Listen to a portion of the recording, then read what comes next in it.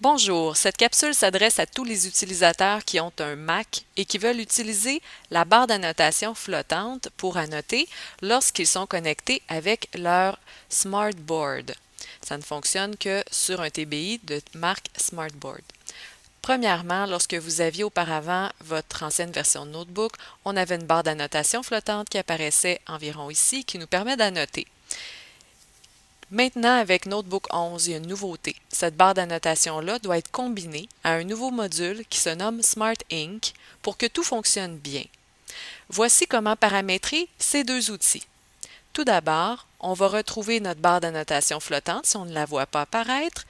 Ici, sous la loupe, vous pouvez écrire Smart Technologies et ouvrir le dossier qui correspond. Le premier item en haut ici, avec cette icône-là, bleu avec le cercle blanc, s'appelle Menu System Smart, mais il pourrait s'appeler Board Tools 2012 ou 2013, dépendamment de votre version de notebook. Cliquez dessus. Maintenant, on voit qu'il est apparu juste en haut ici, c'est l'option bleue, mais il pourrait être en bas aussi là, dans votre bureau. Là, présentement, il est en haut. Je veux le voir apparaître, donc je clique dessus et je vais aller sélectionner Show Floating Tools. Ça se peut que ce soit écrit en français. Et en cliquant, ça fait apparaître votre barre d'annotation. Présentement, elle ne fonctionnera pas bien. Ça lui prend un deuxième module. Donc, ça prend le module Smart Ink qui, combiné à cette barre d'annotation-là, va vous permettre de faire toutes les annotations voulues. Toujours sous l'outil loupe en haut à droite, vous pouvez écrire Smart Ink et ouvrir Smart Ink Settings.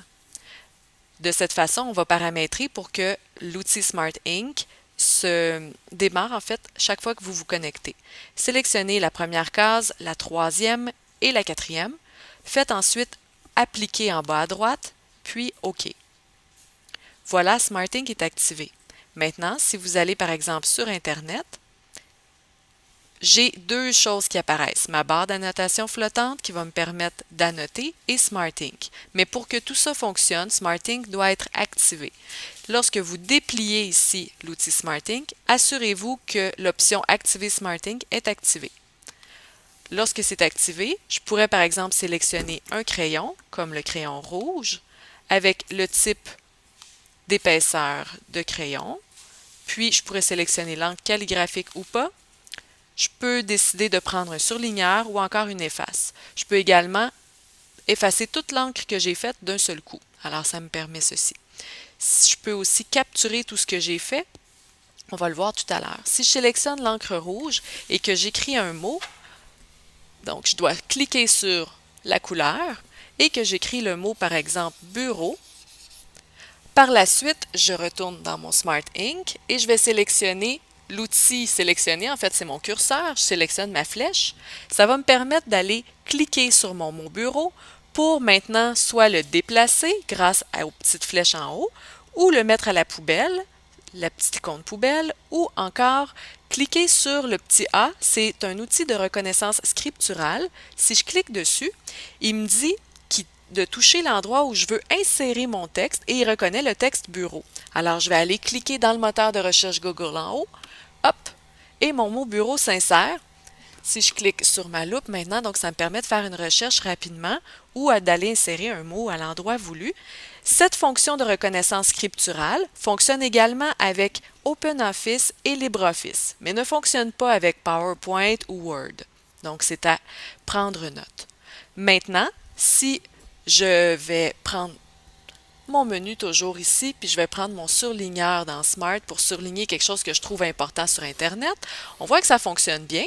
Je pourrais aussi prendre maintenant ma barre d'outils flottante à gauche. Elle me permet d'avoir accès plus facilement à l'outil crayon, par exemple, comme pour faire des flèches, mon crayon rouge, ou encore à tous les autres outils notebook que je pourrais insérer grâce à ma petite roue dentelée juste en bas. Si je clique dessus, on voit que ma barre de personnalisation d'outils flottants apparaît, de laquelle je pourrais aller chercher, par exemple, le crayon magique ou le crayon reconnaissance de forme que je peux aller insérer en le glissant-déposant tout simplement pour, comme ça, personnaliser ma barre d'outils flottante. Donc, la barre d'outils flottante va me permettre plus d'options que mon outil Smart Ink, mais mon outil Smart Ink, ce qui est intéressant, c'est qu'il m'offre d'effacer toute l'encre d'un seul coup et m'offre aussi de capturer.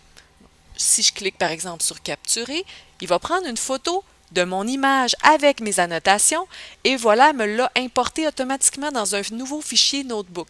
Je n'ai pas à ouvrir Notebook, automatiquement, vous voyez, mes outils sont là en haut. Ça devient en fait un objet comme ça dans Notebook que je peux prendre, sélectionner et déplacer, tout comme les autres types d'objets Notebook. Voilà, bonne annotation.